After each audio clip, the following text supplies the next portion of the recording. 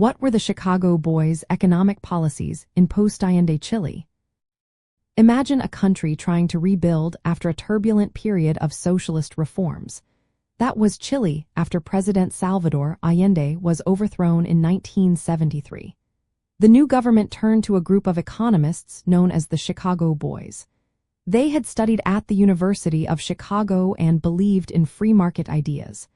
Their goal was to reshape Chile's economy from the ground up. The first step they took was tackling hyperinflation. Under Allende, inflation had soared to around 700%. The Chicago Boys introduced what is called shock therapy. They cut government spending sharply and reduced the money supply. This caused a quick economic slowdown at first, with factories closing and unemployment rising. But the aim was to stabilize prices and restore confidence in the economy. Next, they liberalized prices and interest rates. Allende had kept prices controlled and interest rates fixed. The Chicago Boys removed these controls, letting market forces decide.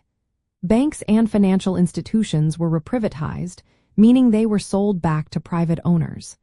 This shift encouraged more investment but also led to increased inequality. Privatization was a major part of their plan.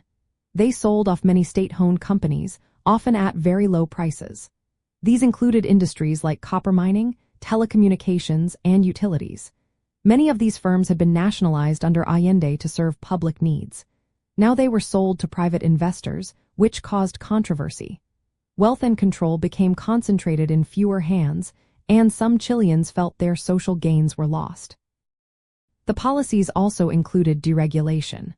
The government reduced tariffs from very high levels to low, uniform rates.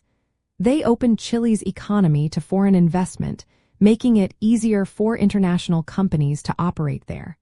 While this boosted economic growth, it also made Chile more vulnerable to global market swings. Social spending was cut drastically. Welfare programs, health, and education budgets shrank. Labor unions were weakened, reducing workers' influence over wages and working conditions. This led to increased social inequality and hardship for many working-class families. Initially, the Chilean peso was fixed, but later they adopted floating exchange rates. This meant the currency's value was determined by the market instead of government control. Despite these reforms, Chile faced serious economic crises in the early 1980s, with high unemployment and a sharp drop in international reserves.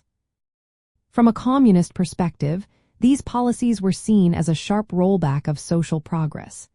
They prioritized private wealth and market freedom over workers' rights and social safety nets.